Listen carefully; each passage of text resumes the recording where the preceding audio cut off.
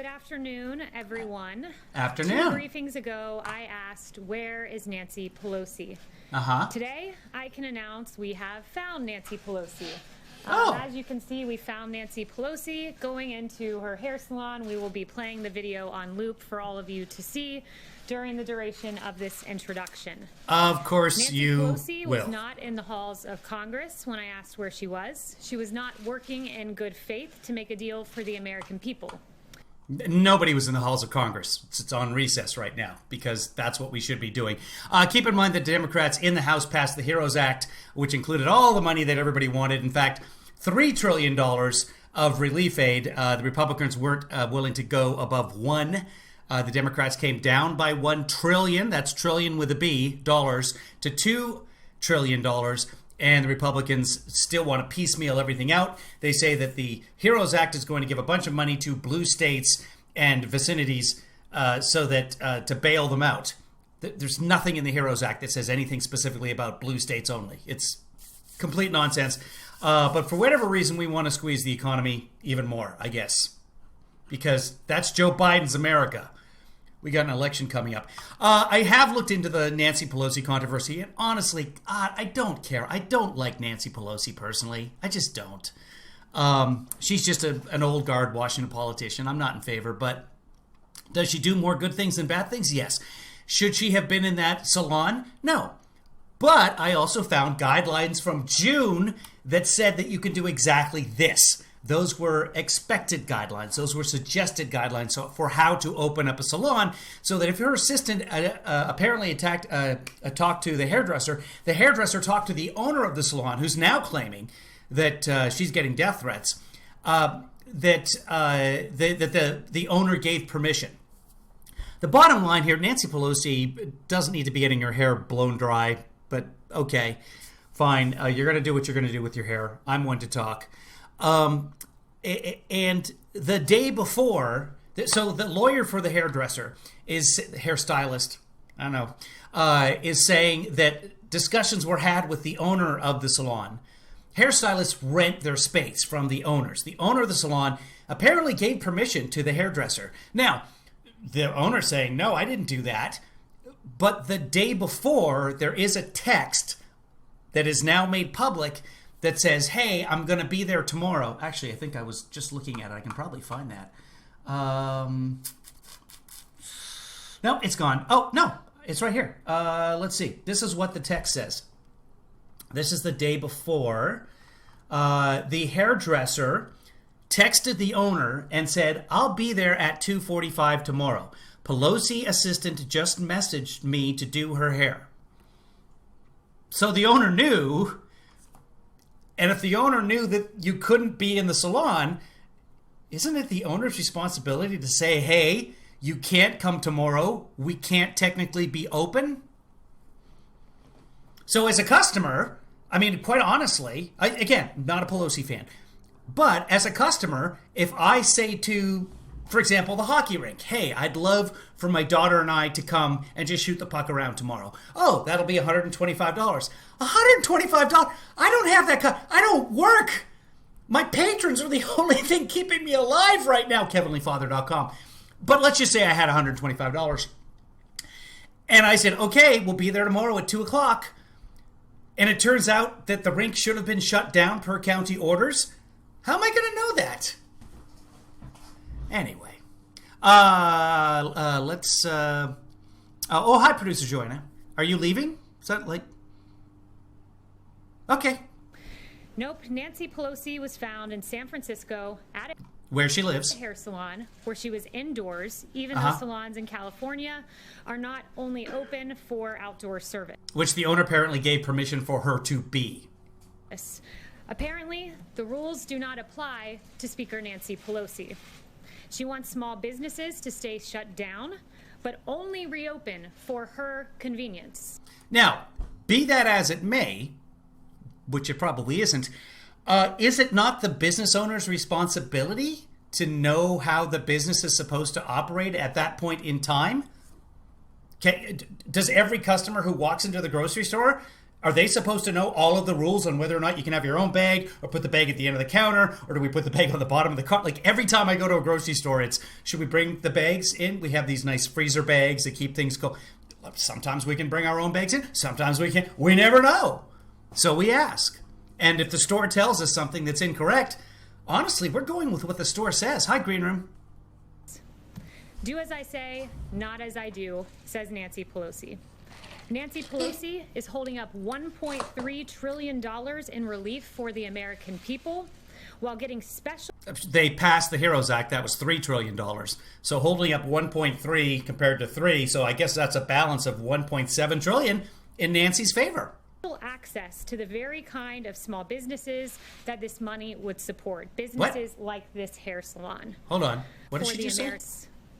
Do as I say, not as I do, says Nancy Pelosi. Okay. Nancy Pelosi is holding up $1.3 trillion in relief for the American people.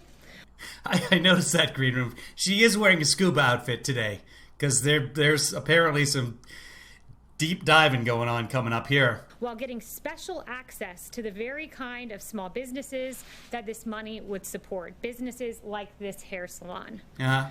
Before she skipped town to violate her... Or went home. Either way, really. Same thing. Skip town. State's health guidelines, Pelosi proposed a bill. It was called the HEROES Act. Pelosi passed a bill in the House. It was proposed and it was passed. Which contained no additional paycheck protection funding.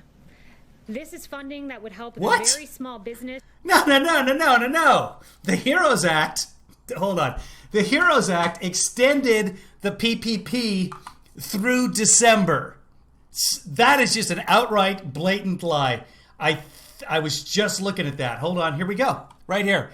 Here it is. This is from the HEROES Act. Section 90001 for all you dorks out there. Extension of the covered period of PPP from June 30th to December 31st. This was passed in May. So before the PPP expired, the Democrats had already passed in the House under Pelosi, the Speaker of the House, extension of the PPP in May, including, and then this is a list of some of the fixes, for example, hospitals that were in bankruptcy, which there's many rural hospitals that are in bankruptcy. They couldn't qualify for the PPP because of the bankruptcy. This allowed them to be qualified because they are essential services, especially during a pandemic. So that's just complete bullshit. It's no wonder she's dressed to dive. Let me get rid of this window. I was just reading that. Coinky Dinkley. She has bizarrely accused of plotting against her. The president sees through Democrats' disregard for Americans in need, and he took action unilaterally in his own accord. He provided relief from evictions. He provided unemployment, which is good. We don't know if that's an actual relief in evictions yet. That'll go through the court system, but good. But this was already passed. This is already taken care of. If the Republicans were willing to compromise, we'd have something and we wouldn't have to do these executive orders, which may or may not be legal. Insurance, he paused student loan payments, and he cut the payroll tax, putting money in the American people's pockets. No, because he's just going to take that money back. The payroll tax is not a cut, it's a deferral. You can have this 6% now, but at the end of the year, you owe it right back. So it's a no-interest loan at 6% through Christmas, and no one's going to spend money at Christmas. Congress also failed to authorize funding to provide children with free lunches for the 2020-2021. The House did, so the Senate failed to authorize that. On school year. And again, President Trump, with senior advisor Ivanka Trump, took action. And now USDA has extended... No relation, right? The senior advisor, just coincidental that they have the same last name. I mean, the president's going to find the most qualified people. A summer program which will ensure children continue to have access to free meals. She's literally running the Pelosi video on loop behind her this entire time. Meals through the end of the year. You know what I should do is I should just run... I should pull this up. Here it is. Let's just run this on loop the entire time. Absolutely. This president will always put America first. He will always protect American citizens. We will not see diseases like the coronavirus come here. How about we do that? That would be good. Let's do it again. Absolutely. This president will always put America first. He will always protect American citizens. We will not see diseases like the coronavirus come here. Because, fair's fair. Let's see. Is the chat room still working? No one said anything for a while. I guess we're all just listening. Nancy Pelosi is demanding an apology from a single mother and small business owner who has really being a single mother has nothing to do with it. Received threats since Nancy Pelosi's comments against her salon. Salon owner Erica Kayas said this: "Since this happened, I've received nothing but hate text messages, death threats, saying they're going to burn down my hair salon. It's just sad that my community is pulling this, saying that I threw her under the bus when I did not. So that's hurtful. But yes, I think I'm pretty much done now." Again, if you're the owner of the business and someone contacts you 24 hours before and says, hey, Pelosi's coming in, and you're not supposed to be open, go ahead and say, no, don't do that, because we're not open legally right now. What, did we lose? We might have lost YouTube. Hold on, kids. No, it's online. I don't know what's going on because I'm seeing... Okay, we may have catastrophic failure here. Give me a second. Let me pull this up.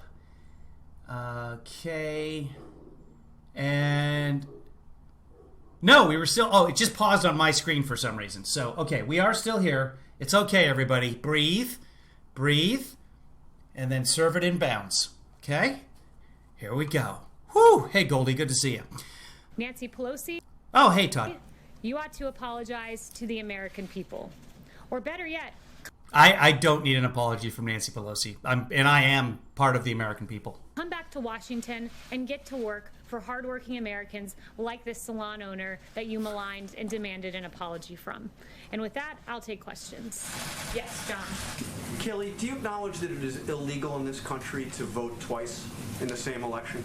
Are you referring to the president's comments earlier today? I'm just asking you a basic yes or no question. Do you believe it is illegal to vote twice in this country? The president does not condone unlawful voting. The president's been very... Yes, that's exactly what he did. Very clear about this. I'm once again not surprised the media is taking the president out of context. Do you recall what the president said on this matter? I do. I actually have what he said, not just the tweet. And by the way, John Carl, who is asking the questions, you should have this in front of you. This is what I tell all reporters: have yourself an iPad where you can just click, click, click, or an Android, because that's better and cheaper. But anyway, so that if they're asking, can you read this off? John may read this off. I don't know. But I want to actually go to the videotape of what Trump says here. The jobs are coming back 9 million last quarter, a record. Okay, hold on. Going to the poll and voting that way. Here we go. Are you confident in that system? Well, they'll go out of the... I apologize if he's super loud on this. This particular feed is super loud. I think I can adjust that. I can. Let's do this. See what happens. They'll vote, and they're going to have to go and check their vote by going to the poll and voting that way, because if it tabulates, then they won't. He's going to say, he said, go to the poll and check your vote by voting there. Be able to do that. So let them... And he's saying that if the vote has been tabulated, they won't let you vote. Here's the problem. There are a bunch of states that don't tabulate your vote. They don't count any absentee votes or mail-in votes until election day. That way it's impossible for anything to leak out saying like, oh, Hillary's got a 5,000 vote lead or whatever it is. It doesn't have to be Hillary Clinton. So there's no way to check that. Now, you can check to see if your vote has been received in many states online, at least in Washington and California. You can look and see, has it been received? But you don't have to send that ballot until the very last day. I'm not saying to do that. You should send your ballot as soon as you get it. Send it in and let them go vote. And if there's... Send it in and let them go vote. It's not a lot of confusion there. If it's as good as they say it is, then obviously they won't be able to vote. If it isn't tabulated, they'll be able to vote. So that's the way it is. And that's what they should do. That's not how it works in North Carolina at all. I don't like the idea of these So that's what they should do. I don't know how much more clearly instruction has to be. unsolicited votes. I never did. It leads to a lot of problems. They've got 11 problems already on very small contests, so I'm not happy about it. At the same time, we're in court on a lot of it. You can see if it could be stopped. But send in your ballots, send them in strong, whether it's solicited or unsolicited. So absentee or not. Means are fine. We have to work to get them. You don't need something. And you send them in, but you go to vote. And if they haven't counted it, you could vote. No, you can't. Again, there are many states that don't count the absentee ballots until Election Day. And when the polls close, not just the beginning of the day. So you cannot. Plus, you can also go and vote early. You have to wait until Election Day and then go in and ask, did you guys receive my... That's illegal. In 39 states, it's actually a felony. So that's the way I view it. And that's the way he views it. I don't know how much clearer you can be with that. Specifically? I have it right here. Sure. Okay, maybe you should read it out for me then. Okay, so the president said that you should go to your poll, you should vote early, by mail, and you should go either early voting or day of and try. This is from a tweet this morning. To vote again. So he is asking people to vote by mail and then to go down to the polling place on Election Day and to vote again if their vote has, if they can't confirm their vote has been counted. You're missing a very crucial line from the president's remarks. Hold on just a second on that. Green Room, can I play the intro music to the Pence interview? Reminded me of something. I don't know. I don't know what Pence interview we're talking about. Is that from today? If it is not tabulated, meaning your mail-in vote, then you will be able to vote in person. If it is not tabulated. Again, many states don't tabulate. This is why there are at least 5 states in this country that do not count any mail-in votes until Election Day. There you go. Plus, if you mailed the vote the day before, or 2 or 3, or perhaps 5 or 7 days now with the USPS being as messed up as it is. So those votes won't be counted until afterwards. So there's no way to know whether or not their vote is There's a very simple answer, and this is how it works. First, a lot of states... And not something that Trump suggested, I'm sure. ...have what are called electronic poll books. And what this means is that in real time, this is... Some states have that, some states do not. ...updated. So if your vote is counted, they check the electronic poll book... Which you can do from home, online. You will not be able to vote in person because your vote has been counted. There's a secondary situation, so those who do not have electronic poll books, every single state in the country, you can cast a provisional ballot, and that is a ballot that is there, and if your vote that you have not mailed in is not counted, they will then count the provisional ballot. And then, which the president did not say in the tweet or in his screed yesterday. Is exactly what the president's referring to, but what... Then he should refer to it exactly. Maybe that's just me. Maybe you should use your words. Democrats are doing is saying this. We want an entire new system for voting once. Not new. There's many states that have had mail-in voting for a couple of decades. Complete mail-in voting. Like Washington, for example. Like Republican-dominated Utah, for example. Subject to fraud. Don't take it from me. Take it from Jimmy Carter. That was a 2005 piece in which Jimmy Carter said they are susceptible to fraud. There are things you can do. But since then, he has published on his site, jimmycarter.com, that it's a very secure system of voting because many of the things that they saw back in 2005 were hypothetical, and those were addressed by having a security barcode on the inside envelope, on the vote itself, by checking signatures, etc. Who said in 2005, as part of a bipartisan commission, absentee ballots remain the largest source of potential voter fraud. Those are absentee ballots, which the president says are just fine. So what Democrats want you to do is say, trust us, but don't verify. Don't verify that your vote's been counted. No, most of the states have a system, like you just said a minute ago, 8 minutes our time. They have electronic checks so that you can actually see that your vote has been counted. The president's trying to enfranchise Americans, which is exactly what he's been saying. He wants every American to have a vote because he understands what Jimmy Carter understood and what so many of us understood until the president started putting the focus on mail-in voting, and that was this, that it is subject to fraud. Every vote should count, and every American should verify that their vote is counted by going to their polling location. And it is incredibly easy to catch voter fraud when it's done by mail. The executive director of the North Carolina Board of Electors who says that this would create a big problem on election day. Yes, and that was Trump was in North Carolina when he said this. Say is that the president has laid it out very clearly. You should verify your vote, and not only that, I would appoint them to the fact that in 2016, before we tried this entire new system of mass mail-out voting. The system was in place in 5 states. 10% of the country was doing, in fact, more than 10% of the country population-wise per capita. They were already doing it. So it's not an entirely new system. 319,000 votes were not counted that were cast by mail. That is correct, actually. Good job, Kaleigh. 319,000 votes were not counted. in the last election. 25% of all votes sent in were absentee ballots or mail-in ballots, they're the same thing. And half of the time it was because the signature was not on there or the signature didn't match. Many states have the ability to verify that signature afterwards. Every state, because we have 50 countries in one country, which is stupid, has a different law. So sometimes if that vote comes in and it's after election day, even if it's postmarked correctly, it doesn't count. If the vote comes in and has a bad signature or doesn't have a signature, you're out of luck. But then in the smart states, they allow 10, some states allow 2 days, no days, 5 days, 10 days. It's all over the board. And it's not even a Republican or Democrat thing. I think Ohio has 10 days. Colorado has 10 days. Some state, Alabama has 2. I don't even know. I'd have to look at every individual. There's only so much I can do. Yes, there are some ballots that don't get counted. But overall, in 2016, 99% of all ballots mailed in got counted. And the rejection rate is just about the same as at the polls if you take the signature out of the equation. So many of the states, including Nevada, part of what Trump misunderstood so badly about the Nevada law that recently got changed was he saying there's no signature verification. Not true. In Nevada, it used to be one person looking at the signature and saying, that doesn't look right. Let's throw it aside. In Nevada, they changed that so that one person has to look at it and say, take a look at this. Does that look like that signature? 2 people have to say, that doesn't look like the signature, and then they contact the voter and say, is this your signature?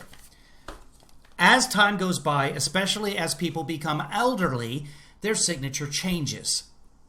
You don't want to eject elderly votes just because the signature, it doesn't match exactly.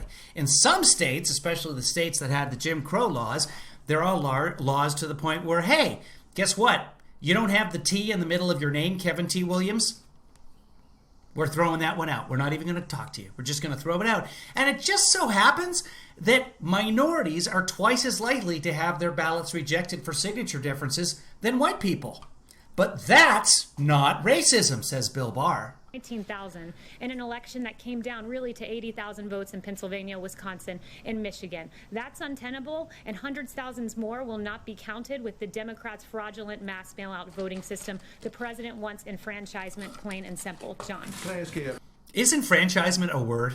Because no one says that. Process and jurisdiction question. The president signed a memorandum last night directing federal agencies to look at funds that might be withheld to shiny object. Cities that do not do enough to restore law and order. By what authority does the president believe he can do that?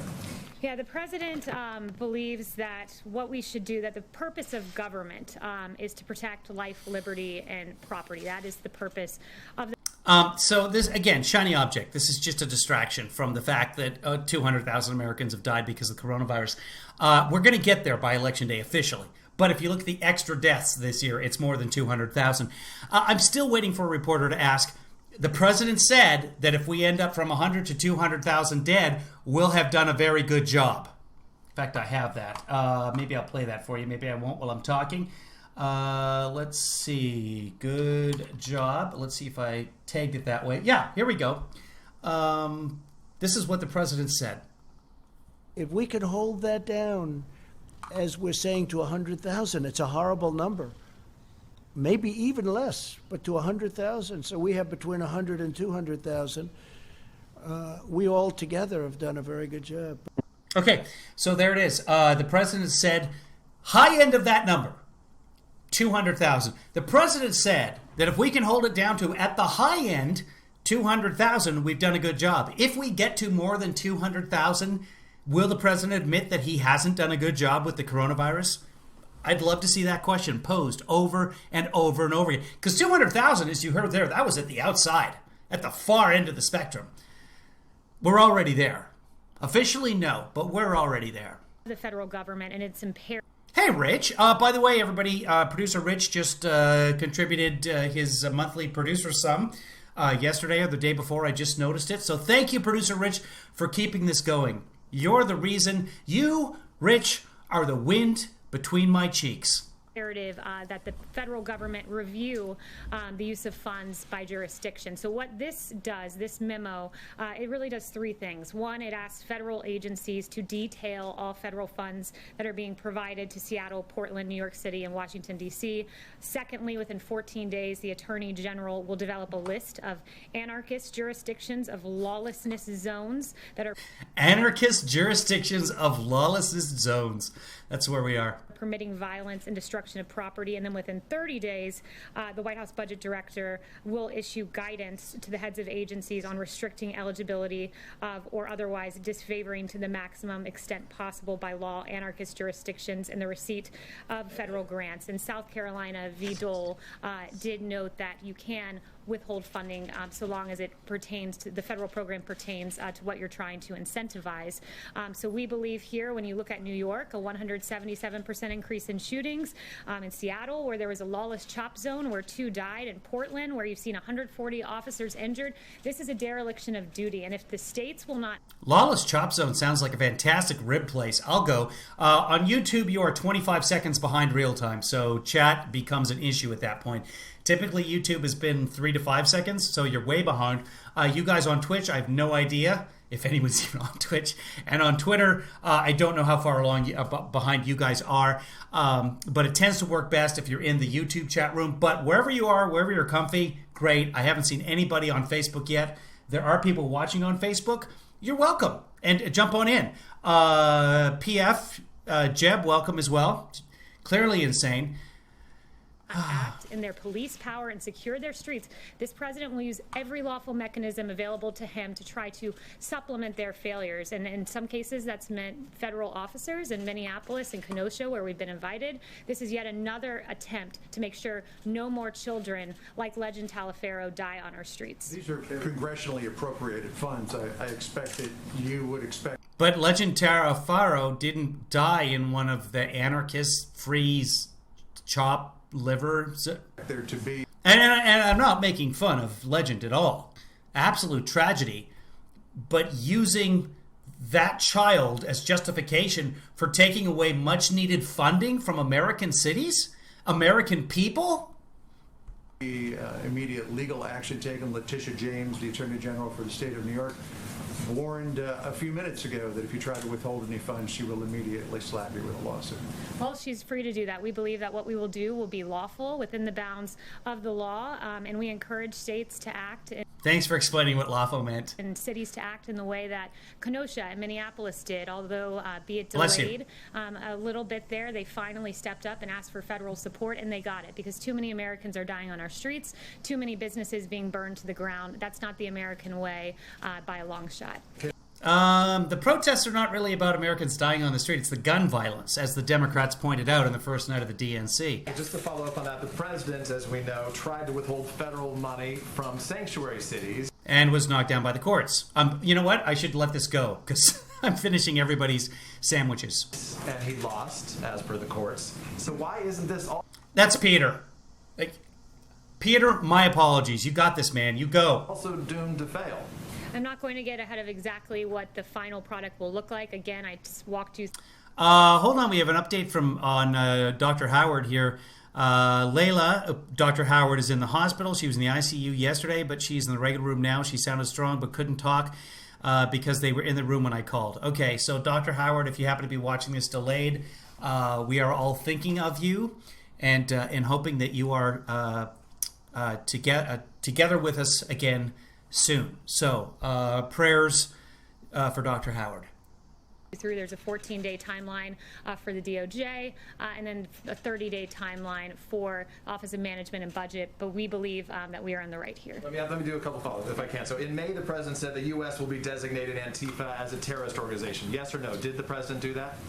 What the DOJ said is that they would be looking at Antifa-related charges in the lens of domestic terrorism. So to be clear, they did not designate Antifa, though. To be clear, they will be pursuing domestic terrorism charges against Antifa individuals, anarchists who are wreaking havoc across our country, and who the suspect, at least in Portland, killed an innocent man out in Portland just over the weekend. Right, for sure.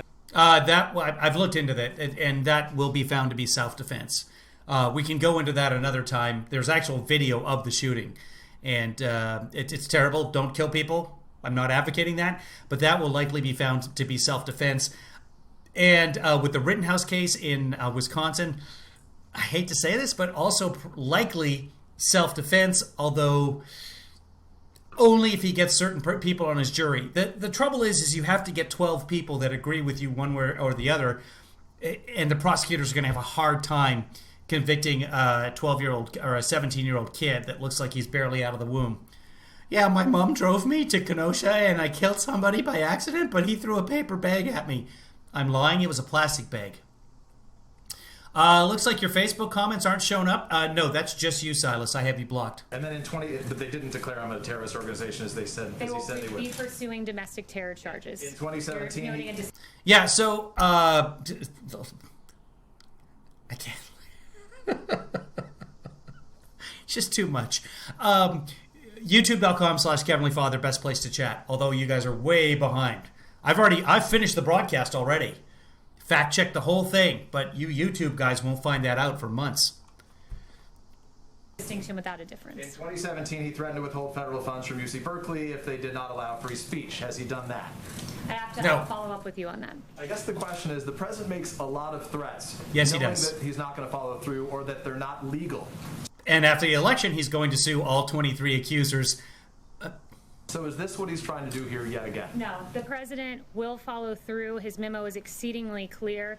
We are pursuing every avenue within the federal government to take care of the American people. When you have a 1-year-old being killed in New York, when you have a little beautiful girl in Atlanta named Sequoia Turner who lost her life, yes. It's time to address gun violence. Yes, Kaleigh! I agree with you 138% here. This federal government will do everything within our lawful power. And yes, the president is serious about this. Can I follow up with one last one if I can? On Walter Once again, she's playing to an audience of dumb. Reed, the president in November said he went to Walter Reed to begin his physical.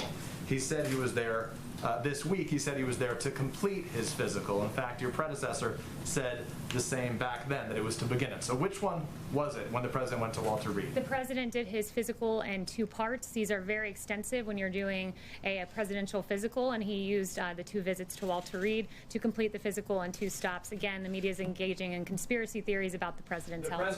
Just to be clear, Kaleigh, you said he did it in 2 stops, but he said he completed it. This week he said he was there to complete it. You're saying that's not true. He also said he took the cognitive test in this last year, in 2019, but he took that 3 years ago. So when you're telling people that you took a cognitive test 3 years after you actually took the person, woman, man, camera, there's an issue. So his statement. Yes, next question. I'm not engaging in conspiracy theories anymore. It's not conspiracy theory. I'm just asking if he was correct. Go ahead. Please, no, go ahead. Senator Schumer came out with a statement today saying that too much of the evidence points to the Trump administration pressuring the FDA to approve a vaccine by Election Day to boost his re-election prospects. Can you assure the American people that if a vaccine does come out before Election Day, is approved before Election Day, that it is safe and effective? And can you address his assertions that you are pressuring the FDA to come up with a vaccine before Election Day? No one is pressuring the FDA to do anything. This is, again, a bizarre theory spun up by CNN, among others. Let me note that the FDA... Except that with the plasma, the FDA was pressured and had to come out 2 days after the conference and say, yeah, we got those numbers really wrong. We overstated those. We said 34%, and it's more like 3%. But yeah. FDA, you had Dr. Han who said this. I can assure you 100% that the president has never pressured me to make a decision regarding... Kenneth, every year the president goes through, and the vice president as well, goes through a physical. It's somewhat of a routine physical, but they will occasionally do some extra things like a cognitive test. So they did that with him one time, which he then mistook the year of by 3. Any regulatory aspect of the FDA's work. He said that just a few months ago. It is... That's an excellent question, Debbie. If we get a vaccine rolled out before Election Day, and Fauci does not vouch for that, Dr. Fauci doesn't vouch for that vaccine, will you get that vaccine? absolutely the case. You had Secretary Azar saying this morning about the vaccine, whether it's October 15th or November 1st or November 15th, this is all about saving lives. You've had Dr. Fauci say, we in fact briefed the president today. This was a few weeks ago about this in the Oval Office. I was there for that briefing. And Dr. Fauci said there is no political pressure that I have seen at all to move quickly. This president wants to break through regulatory barriers to get a vaccine as safely to the American people as quickly as possible because lives are at stake, but he will not in any way sacrifice safety and making sure that this is 100% airtight before the American people receive it. So the priority here is saving lives, safety, and there will be a safe and effective vaccine in the works. And again, I think the CNN spinning up this conspiracy theory, it all was based upon the CDC career. Brought this up. Yes, and CNN was peddling a theory on this as well. Basically, you had career officials at the CDC who made a decision, who spoke with states about distributing vaccines. We're preparing in advance to have a safe and effective vaccine distributed because unlike the Obama administration during swine flu, they had real problems in that regard. The Obama administration promised 100 million doses by October. They then reduced that number to 40 million for the swine flu by mid-October when demand for a vaccine was at its highest. Supply fell dramatically short with as few as 11 million doses on hand. You even had their CDC director saying, we are nowhere near where we thought we'd be by now. We are not near where vaccine manufacturers predicted we would be. We share the frustration of the people who have waited online or called a number or checked a website and haven't been able to find a place to get vaccinated. Unlike the Obama-Biden administration, we make plans in advance. It's why we have contracts for 100 million of vaccine production in advance, and it's why CDC career officials have worked with all 50 states to make sure that we can distribute this vaccine. We do our homework in advance, unlike Obama-Biden. No, the plans were made under Obama, Biden. And then, by the way, it turned out that the vaccines weren't needed because the swine flu actually hit critical mass by itself. Remember back in 2010 when we all weren't dying of the swine flu? So, yeah, even if all of that is true, even if everything she says that makes the Obama-Biden administration look bad in terms of swine flu, even if that's true, it's got nothing to do with what's going on now. Just say that you want states to be prepared to administer the vaccine when it comes out. That's a win. Take the win and walk away. But no, we got to criticize Obama and Biden for the swine flu. Yes. Another one. So, former Vice President Joe Biden said on Alexei Navalny's poisoning that the mode of attack leaves no doubt as to where the responsibility lies, the Russian state. Yeah. Does the president agree with that assessment? And has he made his voice known to the Russian government on this issue? So we're deeply troubled by the results released yesterday. Alexei Navalny's poisoning is completely reprehensible. Russia has used chemical... Who's the dude in the lower right corner? Well, that's me, David James. This is my channel. I'm KevinlyFather. Nice to meet you. What are you doing here if you can't figure that out? It's kind of a prerequisite. If you want to watch this Kaleigh macaroni, just go to C-SPAN. She's there. You can watch her there. We do a fact check. We have some chat. You're welcome in the room. We welcome everybody. And if you've got facts to share, please do. Nerve agents in the past, and we're working with our allies and the international community to hold those in Russia accountable wherever the evidence leads and restrict funds for their malign activities. The Russian people have a right to express their views peacefully without fear of retribution of any kind, and certainly not with chemical agents, and no one has been tougher on the Russian government than this president. Yes. Thanks, Kaleigh. On TikTok, the president said... Is no one going to ask about the Russian attacks on American forces in Syria and above Denmark? Is no one going to ask about that? You know, the planes that buzzed the B-52 bomber and the president hasn't said a goddamn word. The American soldiers that were injured in the Russian attack on their convoy. And by attack, I mean they rammed them. That's funny. Okay, moving on. That ban is going to take effect on September 15th if the deal is not agreed to. What will that look like? Or is Google and Apple going to have to delete that app from their app stores? Are people going to have to delete it off their phones? Tell us what will happen on September 15th if there's no deal. I'm not going to get ahead of announcing those plans on September 15th. I know you had some questions on the timing of everything, and I told the Commerce Department to be expecting your call because they can walk you through. You had questions about the 45-day time frame, so I did get some clarity for you on that. I have some questions about the very impressive health care that was again promised at the end of August, and I haven't heard anything about it. So why is no one asking about that? And yes, it's the 15th time that Trump has promised incredible health care and hasn't delivered the incredible health care. But come on, people. I mean, what is more important? Your job, your family's health. Like, those have got to be the top two. Hopefully your family's health is number one. And yet, no one has asked a question. That, if you follow up with me, we can get you in touch with the Commerce Department. Yeah, Kaleigh, I just wanted to ask you about the investigation. There's a couple of contracts that were awarded that Peter Navarro was involved with.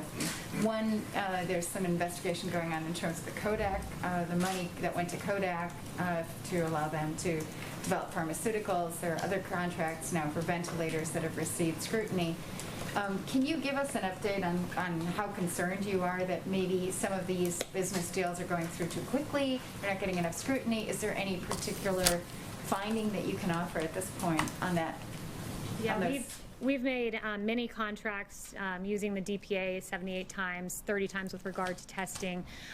We're very proud of what we've done. Of course, if there are new allegations with the... Has the DPA been used to manufacture 6 billion N95 masks every month? Is that because that's what we need right now? Every American citizen should have ample access to N95 masks. You want to stop the virus? Everybody wear an N95 mask. Problem solved. Is it going to stop all transmission? No, of course not. But come on. A surgical mask, you're not protecting yourself. You are a little bit, that's outside the equation, but you want to protect yourself and others. N95 mask. Problem solved. The given company, we certainly look at those and look at them closely, as we did with the Kodak situation, but we're very proud of what we've done. We were met with an unprecedented challenge, a novel coronavirus that came to our shores from China, and we are very proud that our contracts have enabled us to have and Europe have a very large and growing stockpile. In fact, we've rapidly increased the amount of N95s on hand to more than 60 million. We're on track to have 10 times more than pre-pandemic levels by the fall. Yeah, but the 60 million is nowhere even close. There's 350 million of us, and we should all have multiple N95 masks every single month. Significantly surged the number of gowns on hand to more than 27 million, and we have tremendous level of ventilators on hand at 109,000, and we will have tens of thousands more by the fall. So the contracts we've made have enabled these numbers, among others. I'm not even getting into therapeutics like remdesivir, but of course, if there's ever allegation, we take it seriously and look at it as we did with Kodak. Can you confirm how many allegations of wrongdoing that you're looking at that I'm involve only aware Peter of the one or two that you named out of the many contracts that we've had. Yes. Thanks, Kaleigh. The herd immunity strategy for the pandemic has been called dangerous by some experts, and I'm wondering if President Trump has formed an opinion on this concept, and if he thinks that that is an achievable goal. Yeah, the herd immunity so-called theory was something made up in the fanciful minds of the media. That was never something that was ever considered here at the White House. Here at the White House, what we've done is race to get a safe and effective vaccine in record time. If we get it by the end of the year, it will far outpace Ebola, which took 14 months to get to phase 3 clinical trial, 3 years to get to completion. This will be the fastest vaccine ever for a novel pathogen. Here at the White House, we talk about therapeutics and are very proud that we've identified, we have more than 270 clinical trials, 570 in the planning stages, and successful therapeutics that we know of like dexamethasone and remdesivir. That's what we do here at the White House. The herd immunity theory, again, was something made up. Minimally successful. Up in the mind of the media. On the Supreme Court, the president said that he would come out with a list of candidates by September 1st. When can we expect to see that list? You will see it soon. What about health care? Certainly within the next few weeks, but it will be after the Labor Day weekend. Yep. Thank you. Back on the cities, how would the president's plan to reduce funding to... He said we should ride it like a cowboy. Cities actually help protect citizens that you said was the goal of the president. Yeah, that is the goal. And what the intent is to incentivize cities to follow in the way of Kenosha and Minneapolis, who, when they were in the midst of a situation that they couldn't handle just at the local level, they requested federal assistance, and it worked. Within 24 hours, you saw a much different scene in Kenosha. Within 24 hours, a much different scene in Minneapolis. So we want states to work with us, and those two models are examples of Democrats who have done so. On the contrary, you see a much different situation in New York and Portland and DC and Seattle. And some of the factors, as noted in the memo, that will go into the lawlessness assertion are whether they forbid police from intervening, whether they've withdrawn law enforcement protection from certain areas, like we saw where a police precinct was abandoned in the lawless CHOP zone in Seattle. Those are the types of changes in behavior we want to see from cities, because protecting the citizenry should be their paramount concern. Thanks, Kaleigh. The government runs out of funding by the end of the month. Is the White House confident it can avoid another shutdown? And is the president open to including some of this COVID stimulus as part of a CR?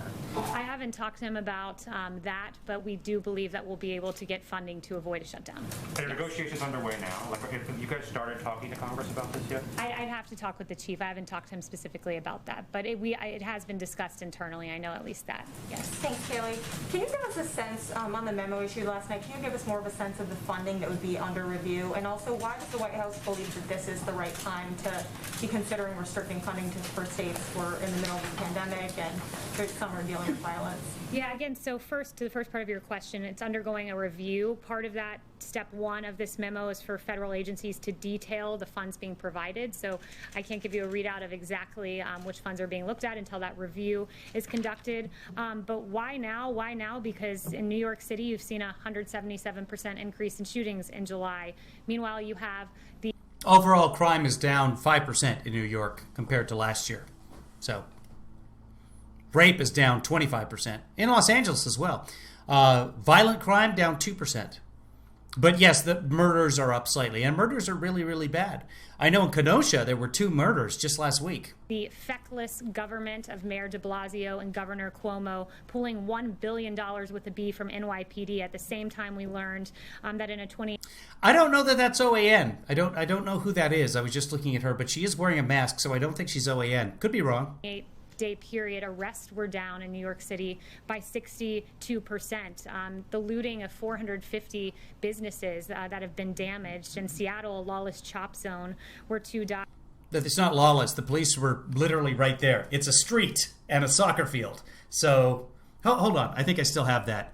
I think at random sent it to me. But we're not going to be able to zoom in on it. Chaz. Oh, I called it Chaz. This is before it was Chop. So I have to bring it up just to give you an idea of how Seattle is burning. There it is. Let me bring it up on top. Yeah, there it is. So it's basically, you can't see that very well on your screen, but it's like 3 blocks long. And on the sides of the blocks at every intersection, this is where the police were hanging out just in case something happened. So no, it was not lawless. There were laws. It was still part of the United States. And like, it wasn't some sort of law-free zone. Now I want to get rid of it. And come on, Chaz. Sorry, guys. Here it is. Let's get back to it. Now is the right time when you see numbers like this, because lives are at stake, and oftentimes the lives of innocent little babies who should be here today. If Democrat mayors got their act together, didn't cut funding from police, did start arresting people and enforce the laws. Oh, so what about the gun violence? That's what's killing the babies. Can we? Yes. Thanks, Kaleigh. The president and Joe Biden are both going to be in Shanksville, PA, next Friday to commemorate 9/11. Have you spoken to him about appearing with the former vice president like you did with Secretary Clinton? I get it. So on 9/11, both of them are going to be in Pennsylvania, which is the only site of 9/11 in a swing state. Yeah, that's what our elections break down to, people. Thank God for the Electoral College. If you haven't seen on my Twitter page yesterday, I did the math on it, and assuming that 148 million people vote in the next election, which is a slight increase over the 138 million in 2016, I imagine it'll be higher than that because the turnout for the midterms was significantly higher than other midterms.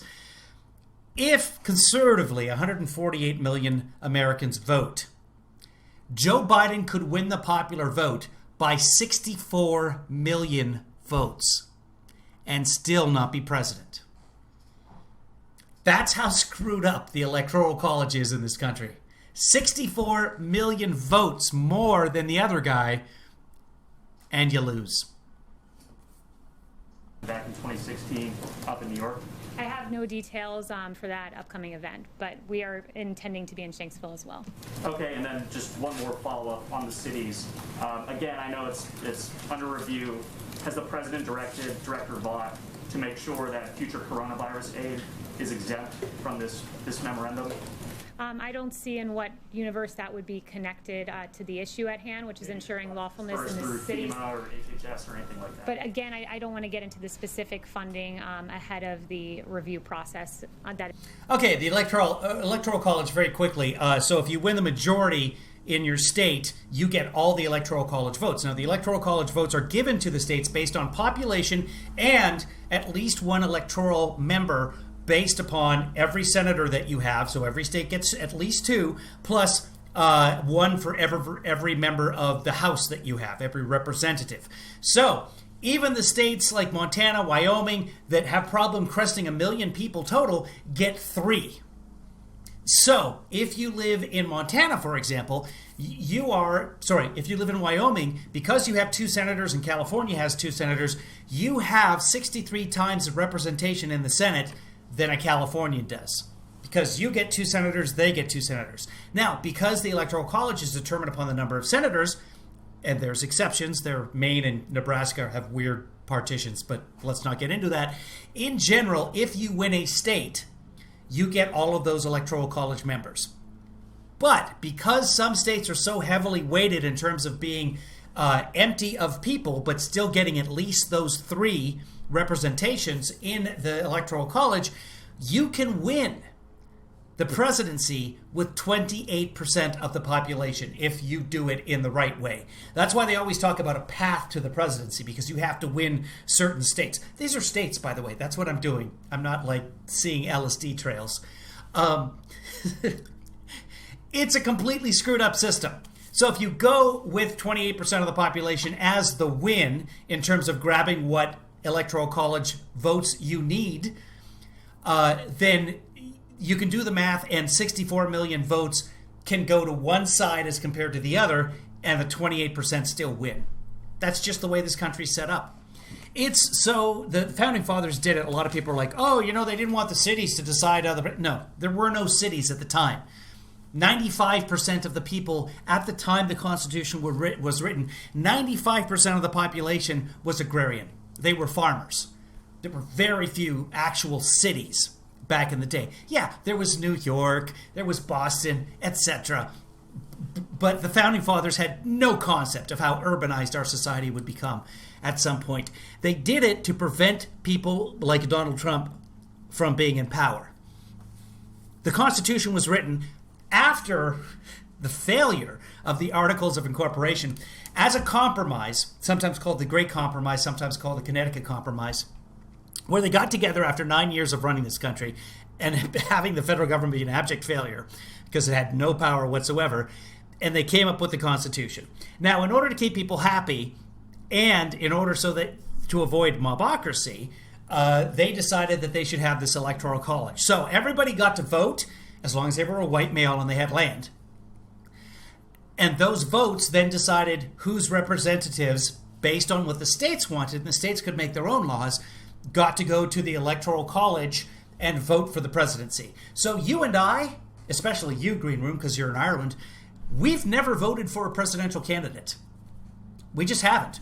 We've voted for somebody who may or may not decide to vote for the presidential candidate. Now, the Supreme Court just decided recently that elector has to vote for the person they are representing. almost always happens, but you can have faithless electors. So there was some argument because several people last time voted against their representation. In other words, there were 3 electors in Washington who decided they weren't going to vote for Hillary Clinton, even though Hillary won that state. And they were fined, I think it's $1,500 or something like that, whatever it is. What the Supreme Court said is, yes, those fines are valid. But if it's $1,500 and you decide you're going to change your mind and that could swing the presidency of the United States? No bueno. It's a screwed up system. That is ongoing. Yes. What's going on with Debbie?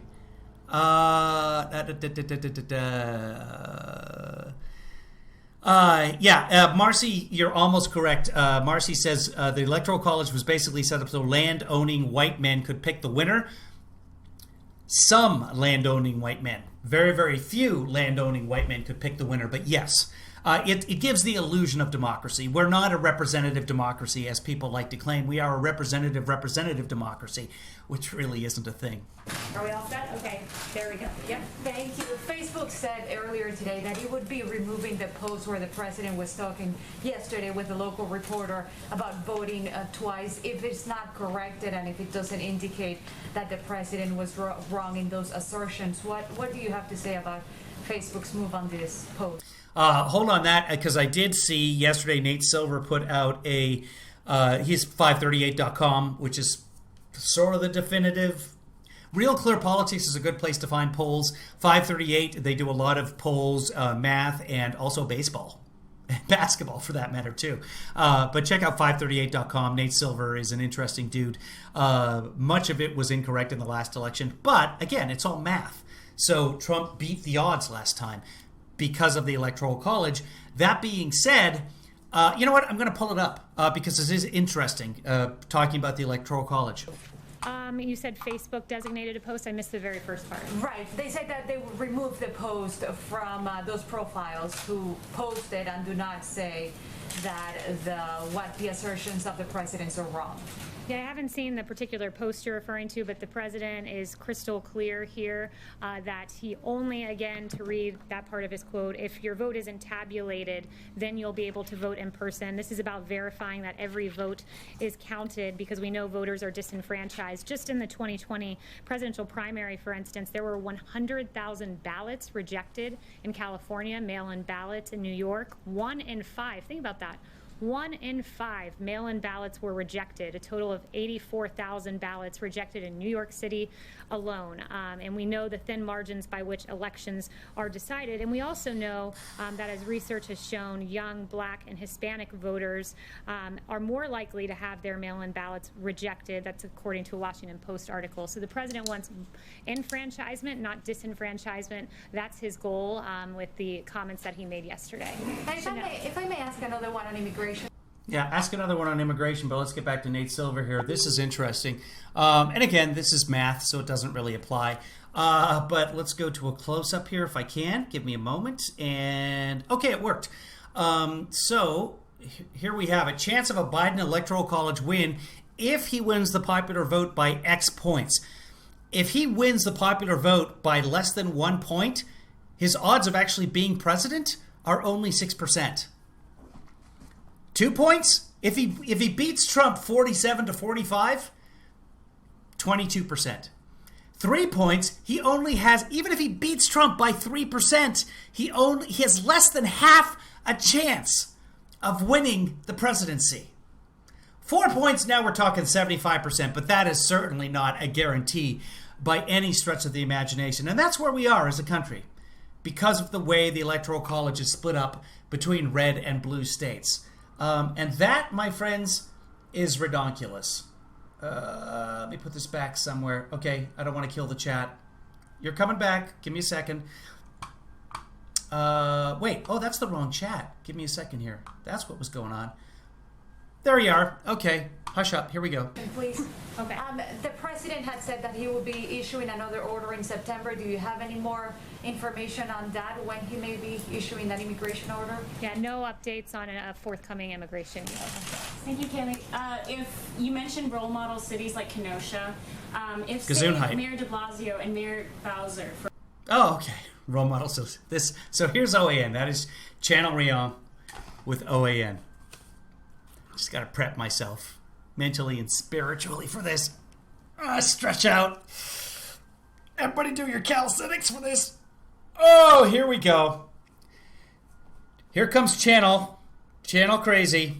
Updates on a forthcoming immigration bill. Thank you, Kaleigh. And this will be probably the binder drop, and we're out of here. I hate this house. Let's be prepared. You mentioned role model cities like Kenosha. Oh, so Kevin, Green Room is asking Kevin, how do you, the people, stop him? Green, you think the people have anything to say with what happens in this country? Oh, you Irish folks are adorable. I'll tell you how. Move to a swing state and vote there. That's really it. That was my plan pre-pandemic. And those of you who've known me before this know I was planning to move to the other side of the border in Arizona and vote in Arizona because Arizona should likely be a swing state, get an apartment there for a while. And then myself, Kevinly daughter, and whoever else wanted to join us.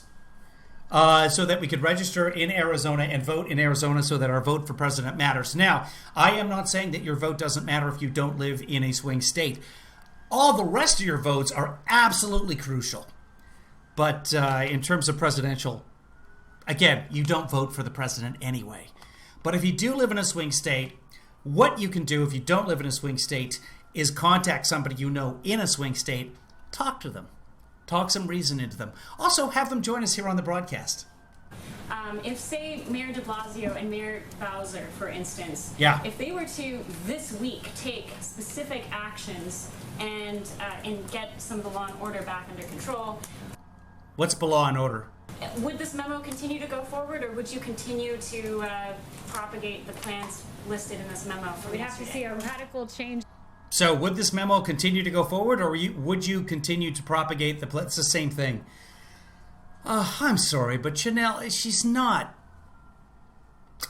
She's a couple of bulbs short of a night game, is what I'm saying about her. Let's go back. Back under control. Would this memo continue to go forward, or would you continue to propagate the plans listed in this memo? We'd have to see. Exactly the same thing. You just said the same thing twice.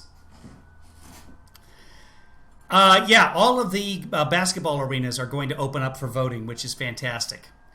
I know. I'd love to be able to move.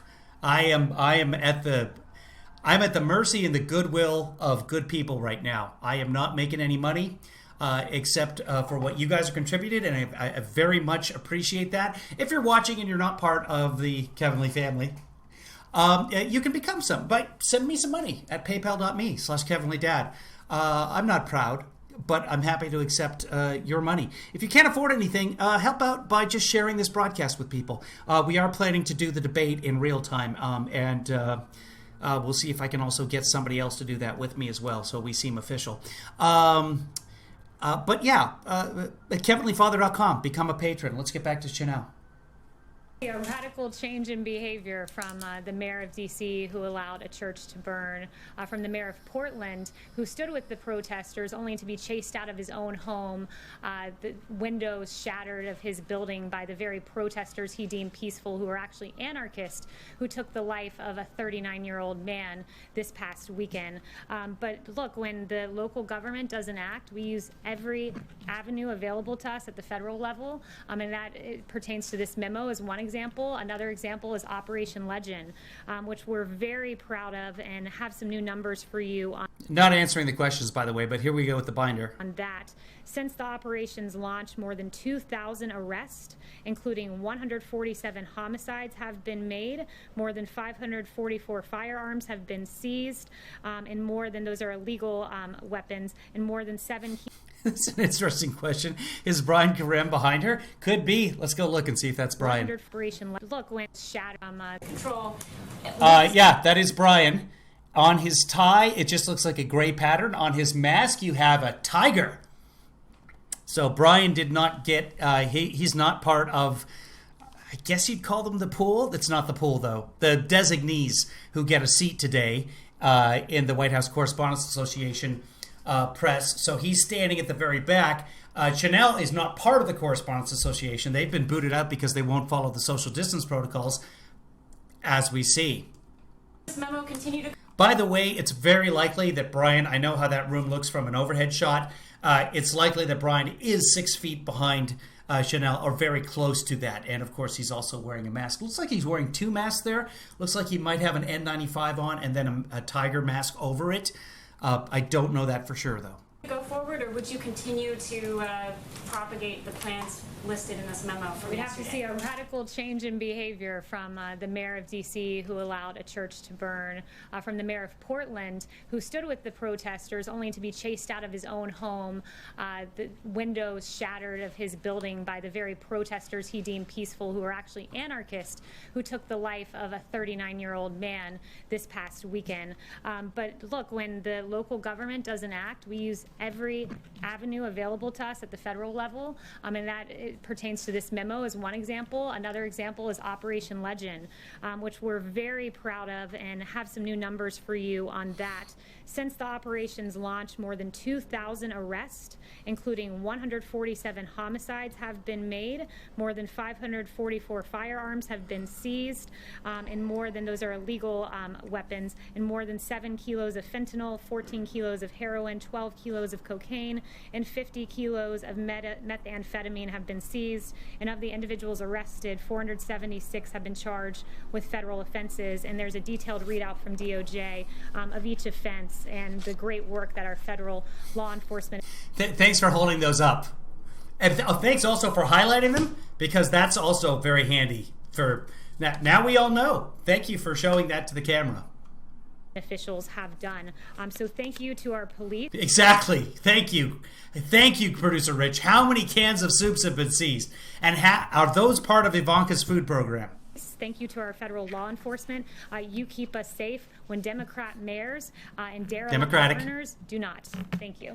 Can you say something about Binder drop. Let's hear the questions. Voting twice, knowingly voting twice is a crime. Why is he telling people to vote twice? That was Brian in the back there. Brian Karem saying knowingly. Why is he telling people to knowingly vote twice? It's a crime. And it is. In at least 39 states, it is also a federal offense. But here's the thing. That's why I'm not even bothering with that. So it's going to be a crime in 78% of the states. Why I'm saying it's not 100% a crime, no matter where you vote? Because, come on, do you think that Trump's DOJ, if he wins, is going to prosecute anybody for voting for him twice? I live in reality, folks. Anxiety of any generation, all the way up the scale, no matter where they are. We've also learned, and I'll end with this. I know you're getting too antsy. Sit down, man. Okay. You lying pony-faced dog. Here's the last thing. But this is important. Here's the deal.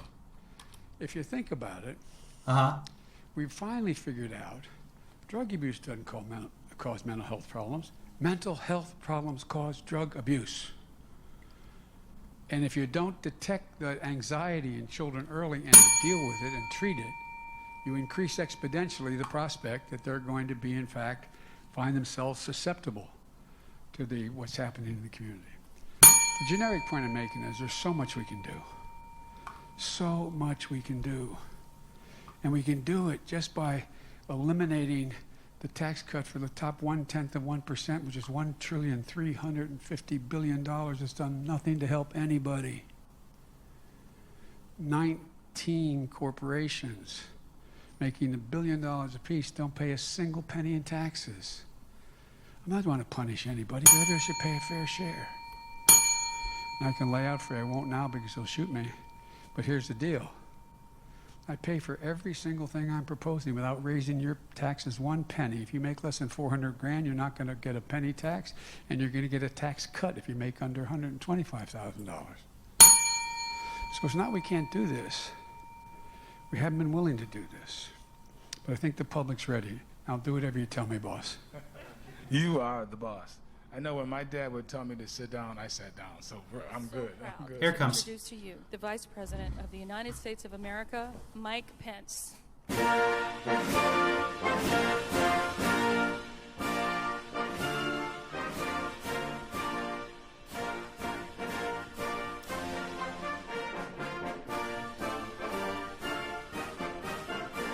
Okay, so I see what's going on there. That's not a Russian song. That is the battle hymn of the Itsy Bitsy Spider. You can hear it.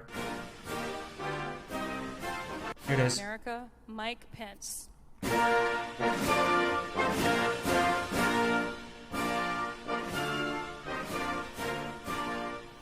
Itsy bitsy spider went up the water spout. Down came the rain and washed the spider out. Out came the sun and dried up all the rain. Everyone, so the itsy bitsy spider went up the spout.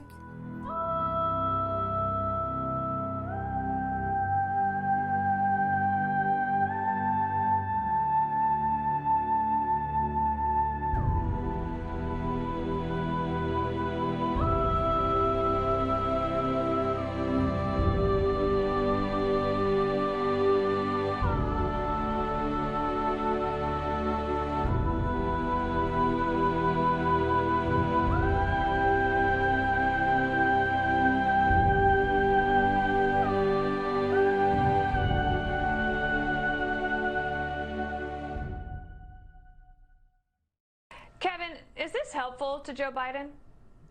Wait, what? Last